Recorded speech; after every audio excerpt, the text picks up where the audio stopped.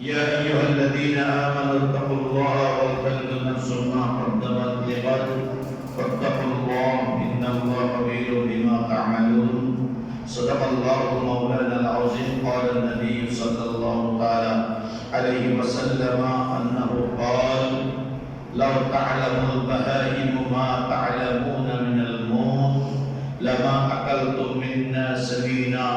وعنه صلى الله تعالى عليه وسلم أنه قال: لو تعلمون ما أعلم لضحكتم قليلا ولا بكيتم كثيرا.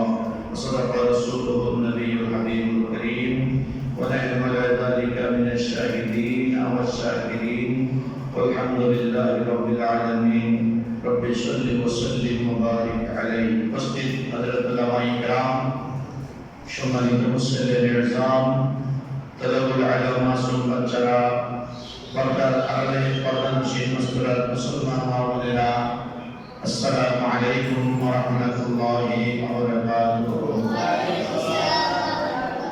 আল্লাহ পাক রব্বুল আলামিনের দরবারে লাখ কোটি শুকরিয়া আদায় করছি যে মহান রব্বুল আলামিন আহকামুল হাকিমিন আমাদেরকে মাহে সফর মাসের দ্বিতীয় জামাত জুমা আদায় করার জন্য মসজিদে আসার বসার তৌফিক দান করেছেন। সেই মহান মুনিবের দরবারে শুকরিয়া আদায় করছি। উচ্চ সুরে বলি আলহামদুলিল্লাহ। অসংখ্য গণিত লক্ষ কোটি দরুদ সালাম হুজুরে পায়না সরওয়ার আলম নূরে মুজাসসাম নবী মুহাম্মদ রাসূলুল্লাহ সাল্লাল্লাহু তাআলা আলাইহি ওয়াসাল্লামের নূরানী দরবারে। সম্মানিত হাজিরিন, পবিত্র মাহে সফর মাস, আজকে দ্বিতীয় জুমা, দ্বিতীয় খুতবা। আল্লাহ রাব্বুল আলামিন কোরআনে পাকের মধ্যে বলছেন, বিসমিল্লাহির রহমানির রহিম, ইয়া আইয়ুহাল্লাযীনা আমানু, হে ঈমানদার ব্যক্তিগণ, ইত্তাকুল্লাহ, তোমরা আল্লাহকে ভয় করো, ওয়াল তানজুর, এবং তোমরা খেয়াল করো, তোমরা দেখো, কদ্দামাত লিগাদ, ওয়াল তানজুর মা কদ্দামাত লিগাদ, তোমরা যে জমিনের মধ্যে আছো, তোমরা যে জমিনের মধ্যে বিচরণ করছো, তোমাদেরকে যে উদ্দেশ্যে জমিনে পাঠানো হয়েছে, তোমরা কি আসলে সে উদ্দেশ্য সফল করেছো? জমিন থেকে তোমরা ভবিষ্যতের জন্য কি পাঠিয়েছো? তোমরা কি সঞ্চয় করেছো? তোমরা কি অর্জন করেছো? ভবিষ্যতের জন্য তোমরা আল্লাহর দরবারে কি পাঠাচ্ছ? বড় করে বলো সুবহানাল্লাহ। মুমিন যারা, ঈমানদার যারা, তাদেরকে বলা হয়েছে আল্লাহকে ভয় করার জন্য বেশি বেশি।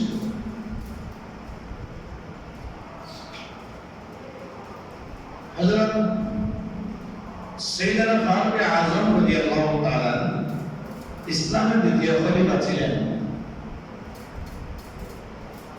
যাকে আমিরুল মুমিনিন বলা হতো, যাকে আমার প্রিয় হাবিব সাল্লাল্লাহু আলাইহি ওয়াসাল্লাম জান্নাতের সার্টিফিকেট দান করেছেন। সুবহানাল্লাহ। এমন একজন আমিরুল মুমিনিন, ইসলামের দ্বিতীয় খলিফা হযরত সাইয়েদনা ওমর ইবনে খাত্তাব রাদিয়াল্লাহু তাআলা বলেন, আমার মা যদি আমাকে জন্ম না দিত, আমি যদি দুনিয়ার জমিনে না আসতাম মানুষ হয়ে, আমি যদি গরু ছাগল হইতাম, মানুষ আমাকে টুকরা টুকরা করে কিছু মাঝে করে খাইত, কিছু রান্না করে খাইত, আফসোস কিয়ামতের ময়দানে আমাকে আল্লাহর কাছে জবাবদিহি করতে হতো।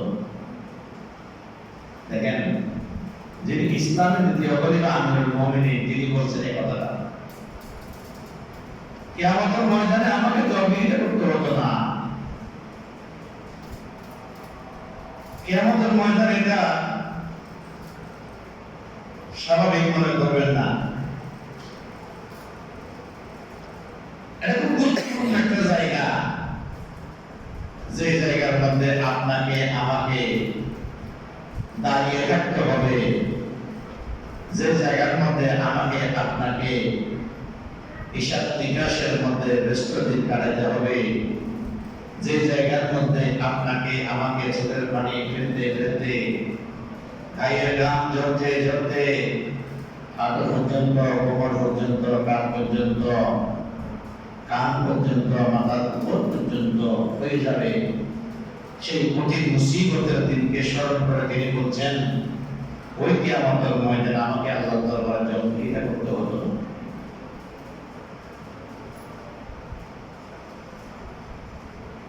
তাহলে কিয়ামত সম্পর্কে তিনি কতটা সতর্ক ছিলেন, কিয়ামতের ব্যাপারে তিনি কতটা সাবধানতা অবলম্বন করেছেন। আপনারা আমরা কি খেয়াল করি, কিছু মানুষ দেখা যায় শেষ বয়সে সে নামাজ কালাম মধ্যে অগ্রগামী হয়। আল্লাহ হাবিব বলছে 12 থেকে 30 পর্যন্ত মানুষের যে সময়, তার যুবক জীবন সময়টা, ওই সময়ের মধ্যে চেহারা খুব সুন্দর হয়, তরুণ তাজা হয়, চকচকে হয়, দেখার জন্য মানুষ পাগল হয়ে যায়। কি দেখার জন্য? চেহারা দেখার জন্য, সৌন্দর্য দেখার জন্য। আর আল্লাহর হাবিব বলছেন, উম্মত, এই বয়সে তোমার চেহারা সৌন্দর্য দেখার জন্য মানুষ পাগল হয়ে যায়, আর এই বয়সে তোমার ইবাদত গ্রহণ করার জন্য আল্লাহ ব্যস্ত হয়ে যায়। এই বয়সের ইবাদত আল্লাহর দরবারে গুরুত্বপূর্ণ বেশি।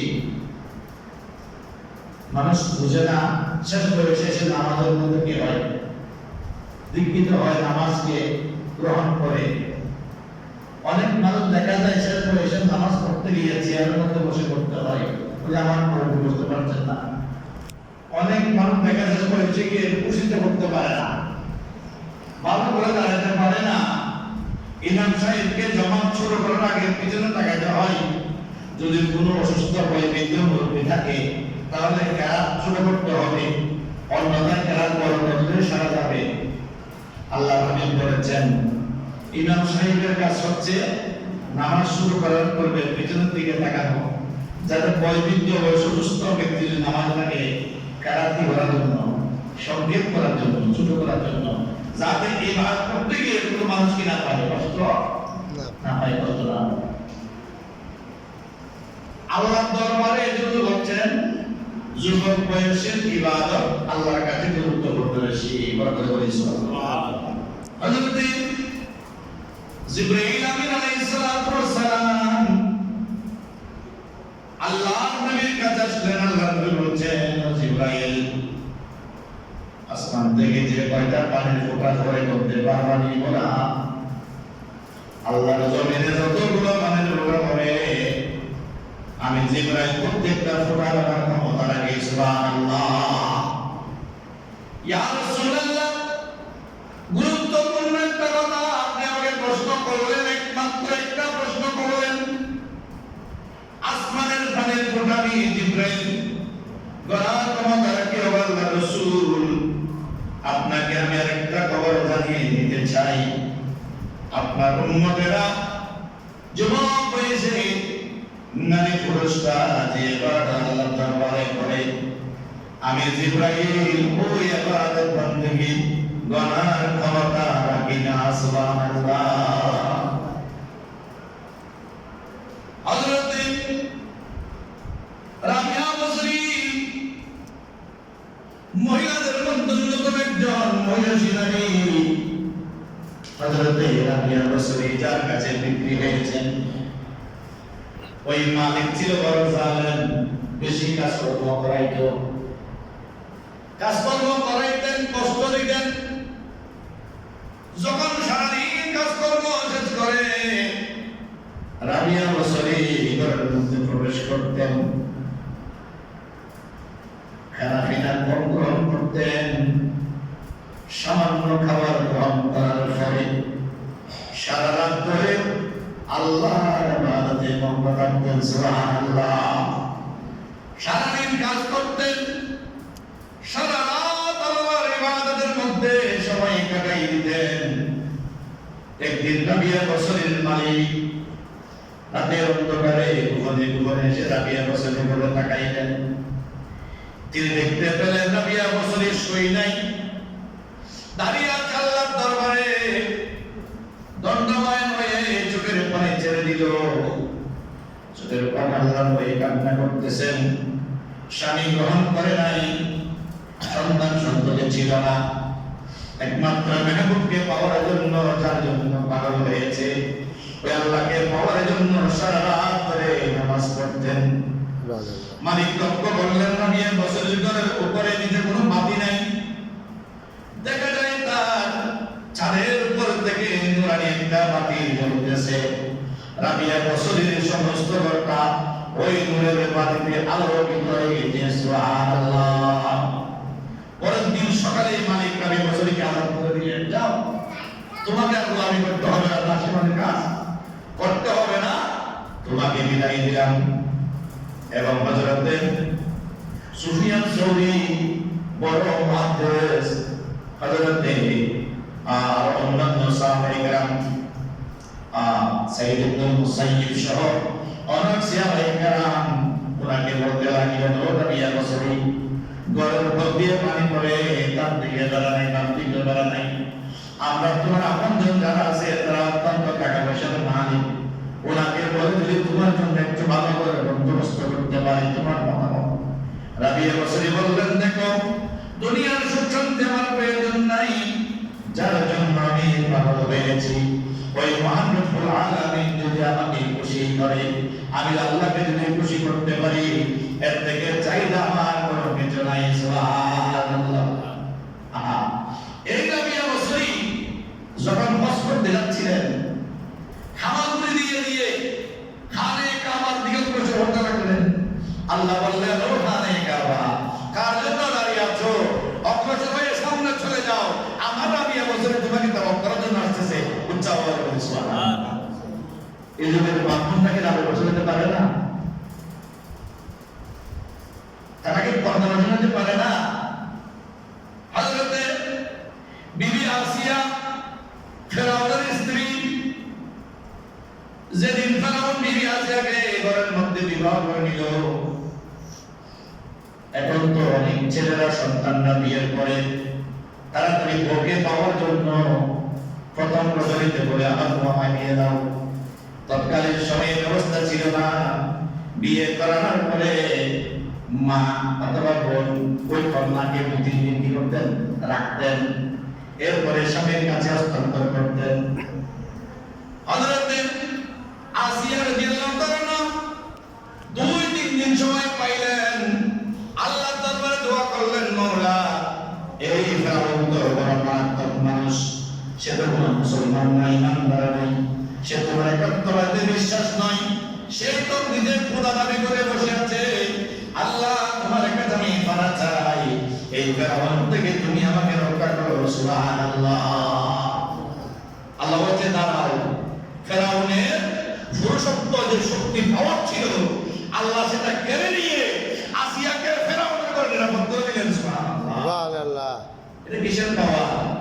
আল্লাহর প্রতি যে ভয় ভীতি, আল্লাহর প্রতি যে প্রেম ভালোবাসা, এটার পাওয়ারে হযরত বিবি আসিয়া জান্নাতি মহিলা হয়েছেন।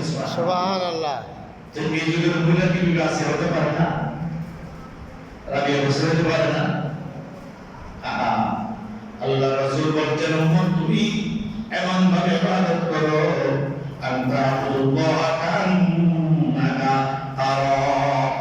এই আমার উম্মত, এমন ভাবে তুমি আল্লাহকে সিজদা করো, এমন ভাবে তুমি আল্লাহর ইবাদত করো, তুমি বিশ্বাস আত্মবিশ্বাস রাখতে পারো, আল্লাহ তোমাকে দেখতেছেন, তুমি আল্লাহকে দেখতেছো। সুবহানাল্লাহ।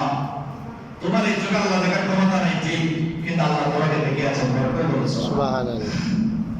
এটা বলছেন, আল্লাহ মুনাফিককে বলে নাই, আল্লাহ কাফেরকে বলে নাই, আল্লাহ সাধারণ কোন মানুষকে বলে নাই, আল্লাহ মুমিনদের বলতে ইত্তাকুল্লাহ, আল্লাহকে ভয় করো, আল্লাহকে ভয় করো।